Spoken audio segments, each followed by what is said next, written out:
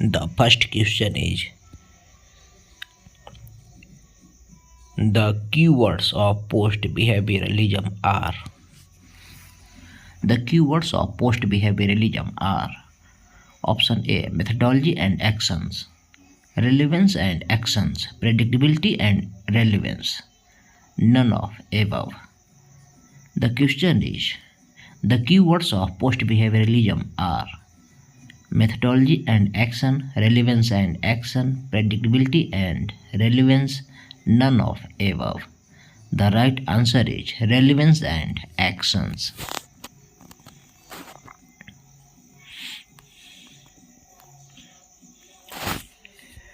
Which among the following statements are correct regarding post-behavioralism?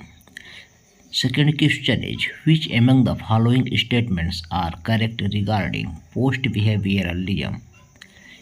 Option A, substance must be come before any consideration. Option B, social change should be its motto.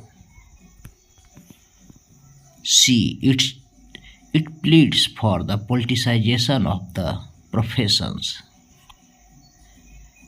D, techniques and quantification are most important. You have to choose the right answer. Which among the following statements are correct regarding post-behavioralism? A, substance must come before any consideration. Social change should be its motto. Its plead for the politicization of the profession. These three options are correct. Substance must come before any consideration. Social change should be its motto. It pleads for the politicization of the profession. These three options are correct. And D, techniques and quantification are most important. It is the tenets of behavioralism, not of post-behavioralism. The right answer is A, B, C.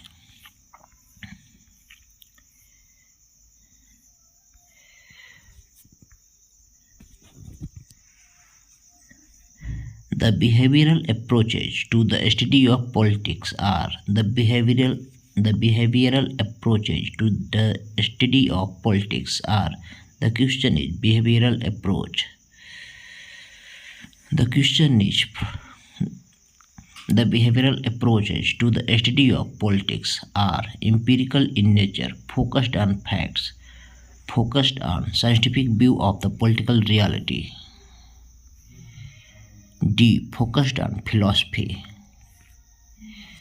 The question from behavioral approach, not from post-behavioralism.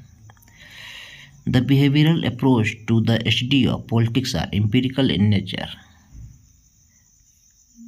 focused on facts, focused on scientific view of the political reality. Option D, focused on philosophy. Three options A, B, C are correct and D is incorrect. Then the correct answer is option 3.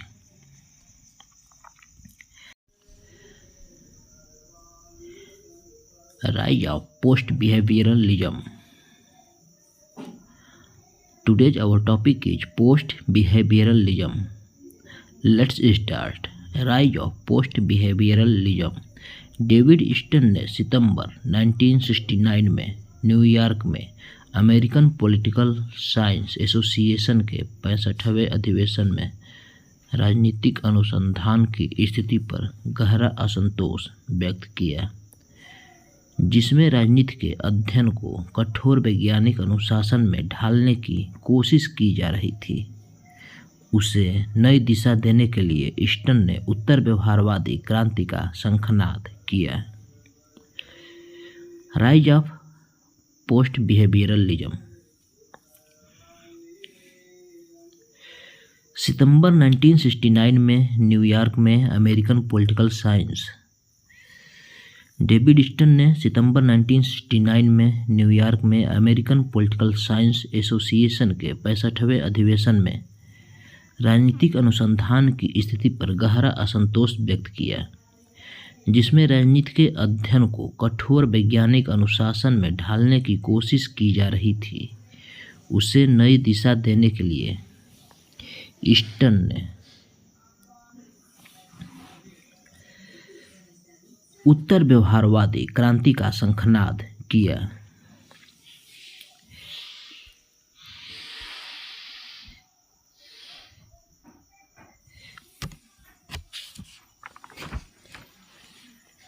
व्यवहारवाद की कमी क्या थी?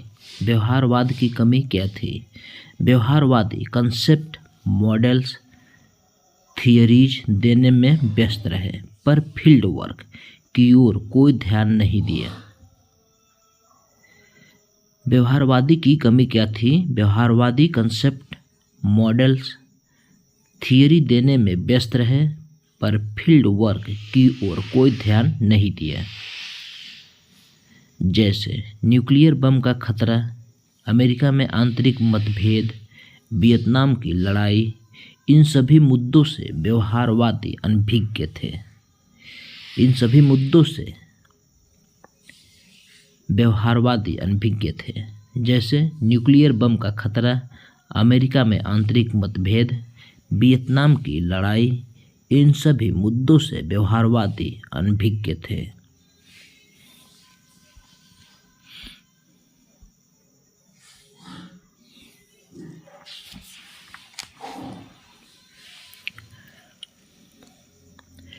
उत्तर व्यवहारवाद के प्रवर्तक ने तर्क दिया कि उस अनुसंधान से क्या फायदा जो सामाजिक समस्याओं से कोई सरोकार न रखता हो। उत्तर व्यवहारवाद के प्रवर्तक ने तर्क दिया कि उस अनुसंधान से क्या फायदा जो सामाजिक समस्याओं से कोई सरोकार न रखता हो। उत्तर व्यवहारवाद ने व्यवहारवाद की तीव्र आलोचना अवश्य की, परंतु उसने परंपरावाद को फिर से स्थापित करने का समर्थन नहीं किया। उत्तर व्यवहारवाद ने व्यवहारवाद की तीव्र आलोचना अवश्य की, परंतु उसने परंपरावाद को फिर से स्थापित करने का समर्थन नहीं किया। उत्तर व्यवहारवाद के प्रवर्तक ने तर्क दिया कि उस अनुसंधान से क्या फायदा जो सामाजिक समस्याओं से कोई सरोकार न रखता हो। उत्तर व्यवहारवाद ने व्यवहारवाद की तीव्र आलोचना अवश्य की, परंतु उसने परंपरावाद को फिर से स्थापित करने का समर्थन नहीं किया। उत्तर व्यवहारवाद की दो मुख्य मांगें थी। उत्तर व्यवहारवाद की दो मुख्य मांगें थी, प्रासंगिकता यानी रेलेवेंस और कार्रवाई यानी एक्शन। उत्तर व्यवहारवाद की दो मुख्य मांग थी, प्रासंगिकता, रेलेवेंस और कार्रवाई, एक्शन।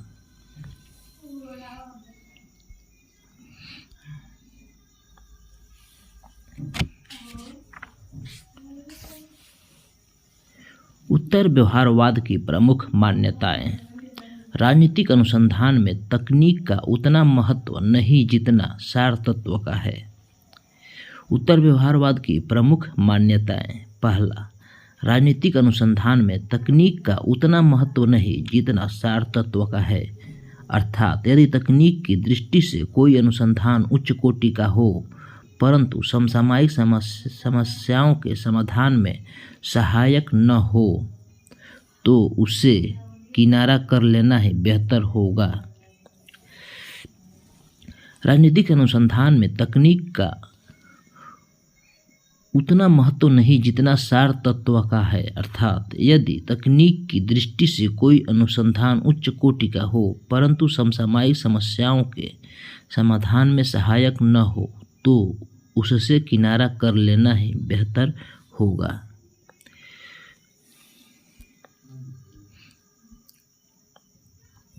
दूसरी मान्यता, व्यवहारवाद सामाजिक स्थिरता पर बल देता रहा है। व्यवहारवाद सामाजिक स्थिरता पर बल देता रहा है, अतः उसने अपना ध्यान तथ्यों के विश्लेषण तक सीमित रखा है।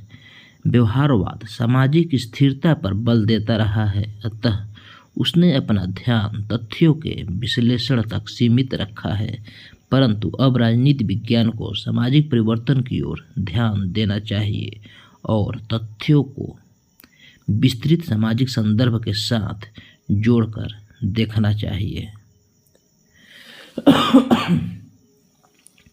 व्यवहारवाद सामाजिक स्थिरता पर बल देता रहा है,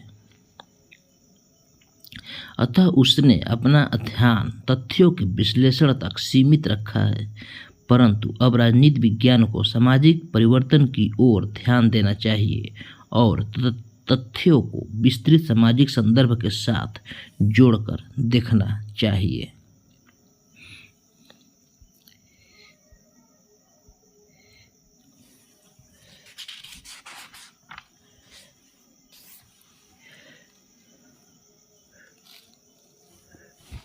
व्यवहारवाद ने अमूर्तकरण, अब्स्ट्रैक्शन और विश्लेषण एनालिसिस पर ध्यान केंद्रित करते हुए राजनीति के क्रूर यथार्थ की उपेक्षा की है।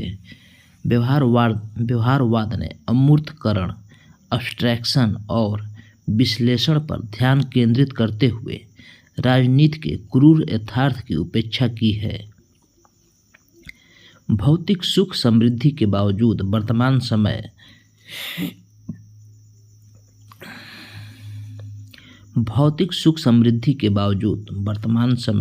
संकट, संघर्ष और चिंता का है। इनसे उबरने की तरकीब निकालना राजनीति विज्ञान का दायित्व नहीं तो फिर किसका है। व्यवहारवाद ने अमूर्तकरण, अब्स्ट्रैक्शन और विश्लेषण एनालिसिस पर ध्यान केंद्रित करते हुए राजनीति के क्रूर यथार्थ की उपेक्षा की है।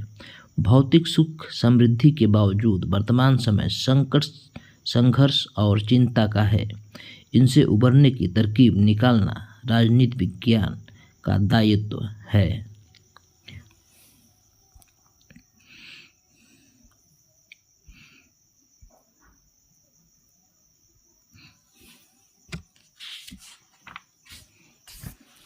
व्यवहारवाद ने सामाजिक मूल्यों, सोशल वैल्यूज को इतना कम महत्व दिया है कि जैसे उनकी कोई गिनती ही न हो। यह स्थिति अच्छी नहीं है। व्यवहारवाद ने सामाजिक मूल्यों, सोशल वैल्यूज को इतना कम महत्व दिया है कि जैसे उनकी कोई गिनती ही न हो। यह स्थिति अच्छी नहीं। हमारा सारा ज्ञान मूल्यों की आधारशिला पर टिका है, अतः यदि मूल्यों को ज्ञान की प्रेरणा शक्ति नहीं माना जाता तो ज्ञान के दुरुपयोग का खतरा बना रहेगा।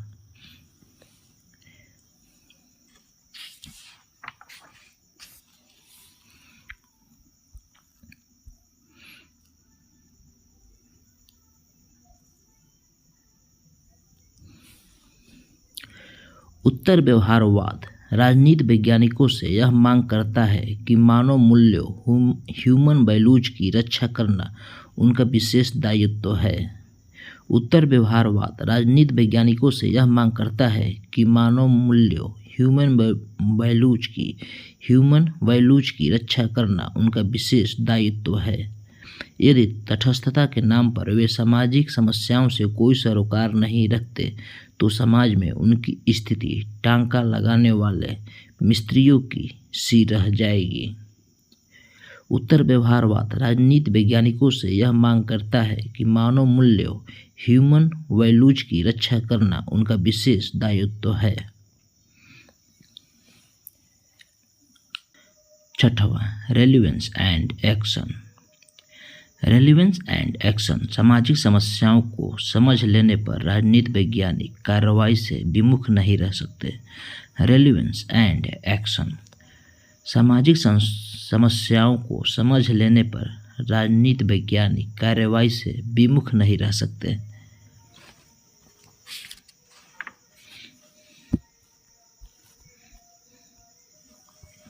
अंततः बुद्धिजीवियों को एक सकारात्मक भूमिका निभानी है।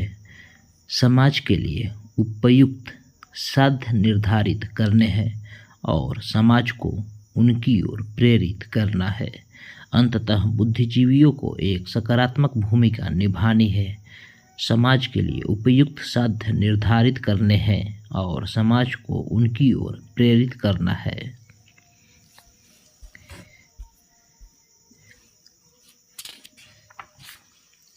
निष्कर्ष, इसमें अनुभवमूलक उपागम के विकसित रूप को मानकीय उपागम नॉर्मेटिव अप्रोच के साथ जोड़ने की कोशिश की गई है।